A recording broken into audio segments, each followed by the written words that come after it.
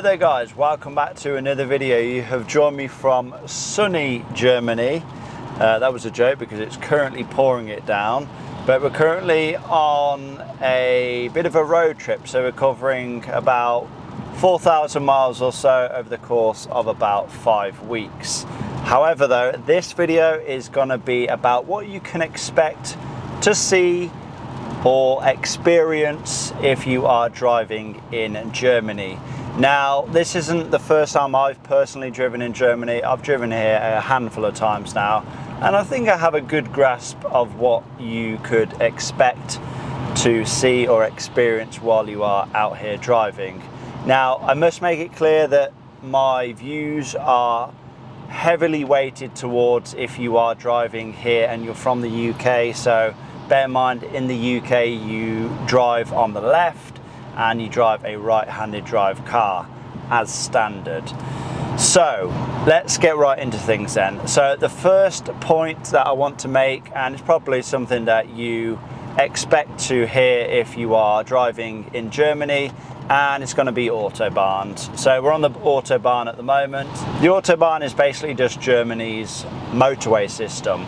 Now, people often get confused with the Autobahn. They think that, oh, the Autobahn, isn't that where you can drive as fast as you want?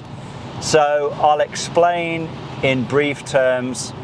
There are sections on the Autobahn where it is unrestricted.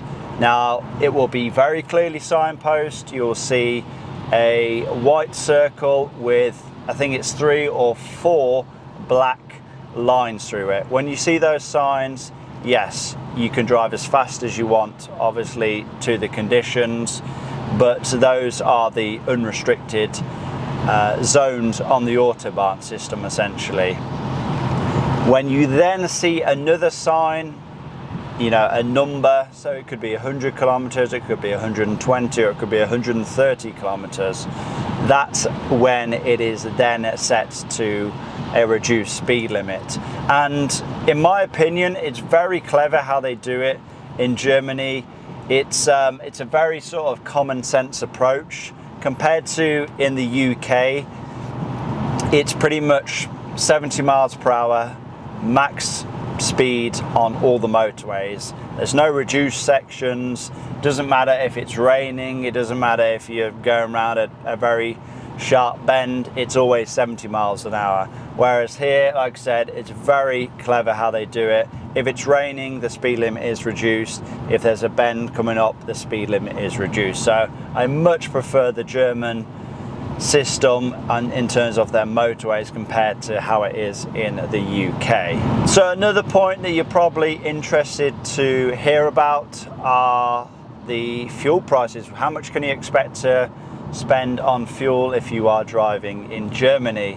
So in basic terms, they are pretty comparable to the UK. So as of the time of recording, it is July 2025.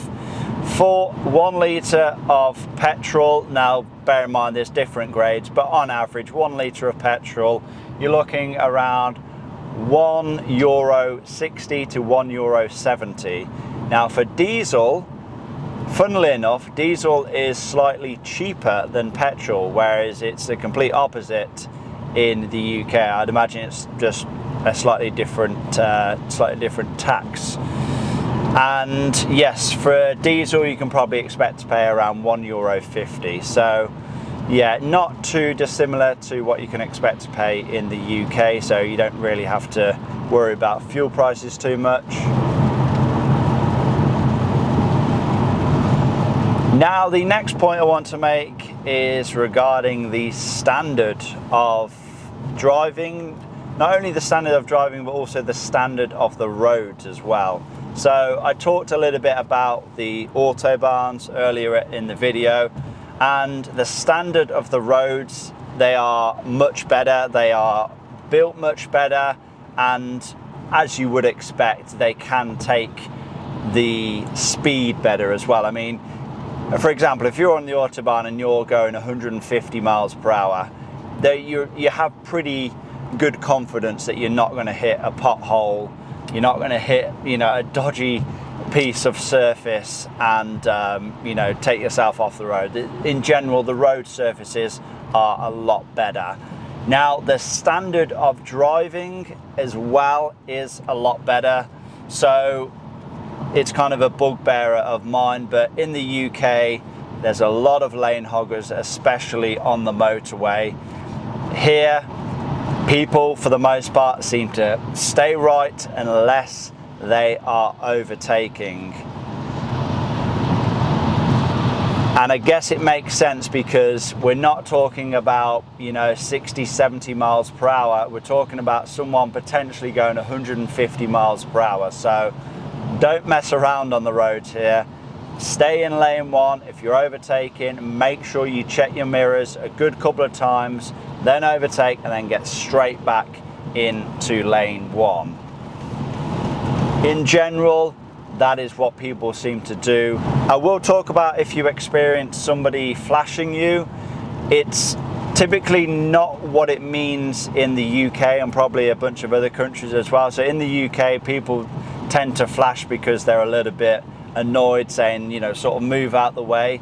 Here in Germany, people will flash you to let you know that they are, you know, fast approaching you and that you should probably move aside because, you know, they don't end up in the rear end of you. And yeah, it's a bit more of a polite way of saying, like, I'm coming at speed, move over, and there won't be any issues. Another thing also, if somebody is in the overtaking lane and they want to overtake you, they will often put on their left indicator, you know, so just to indicate that basically they want to come round you, so you need to move aside, let them pass, and you know, the flow of traffic will be much better for it.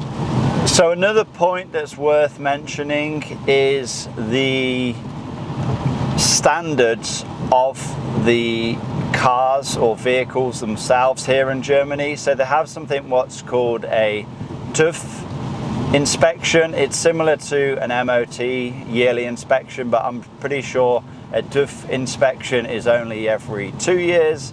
However, they are much more strict on things that they check for.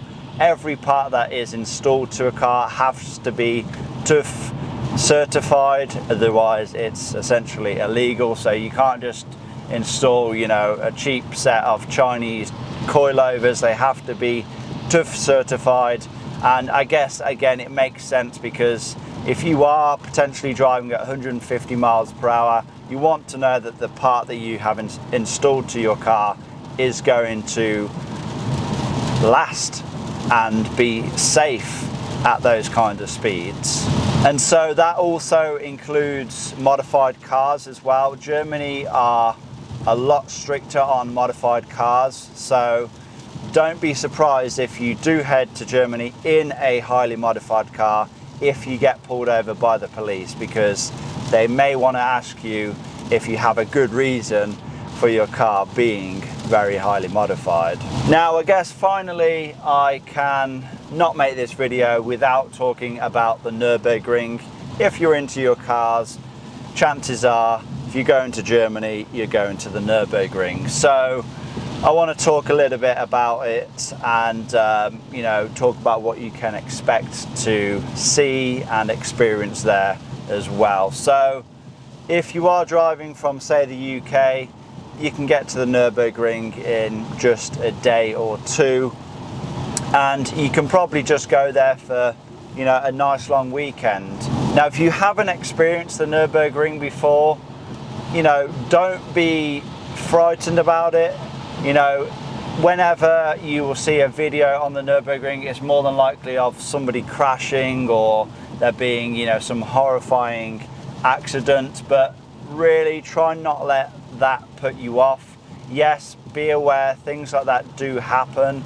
You know, people do crash on there, people have lost their lives on there, but, you know, try and enjoy the Nürburgring for what it is. Obviously, only drive to your limits, only drive to the limits of the car. And if you are doing a tourist lap, then just know that you are not going to be able to get anywhere near either of those limits. You're not going to be able to push the car to its limits, or you're not going to be able to push yourself to your limits. The main thing that you have to worry about when it comes to the Nürburgring is being aware of your surroundings. You know, keeping your eyes on the road, but also make sure that you are checking all of your mirrors. Make sure that you're staying to the right. Make sure that you are aware of fast approaching traffic. If there is somebody fast approaching you, stay to the right, indicate to the right to let them know that they can safely pass you on the left. Be predictable. The last thing that you want on the Nürburgring is somebody coming up to the back of you at great speed and them not knowing what you are doing. That's how I would say the majority of accidents happen. It's somebody not staying to the right, not indicating to the right, letting the person behind know that they can pass, and it's people not being predictable to the car behind them. Well, there we go then. That is some things that you can expect to see and experience if you are driving here in Germany. Now, I'm sure I've probably missed a few things off. I'm sure there's other points that I probably could have made. Just those were the things that were really at the forefront of my mind. I'm not trying to worry you with, you know, some of these points that I'm making. You know, enjoy Germany. It's a beautiful country. There's a lot of amazing roads. There's a lot to see and experience here. I just want you to be safe, be mindful of your surroundings, and don't do anything stupid.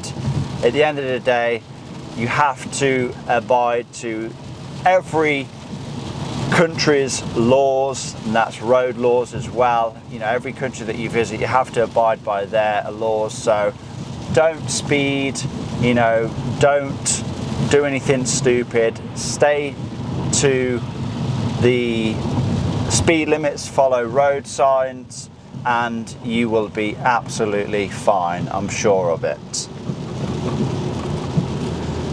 I want to thank you all for watching anyway. Hopefully this video has been somewhat helpful. Remember to give it a like, leave a comment down below, subscribe if you have not already done so, and I will see you all in that next one.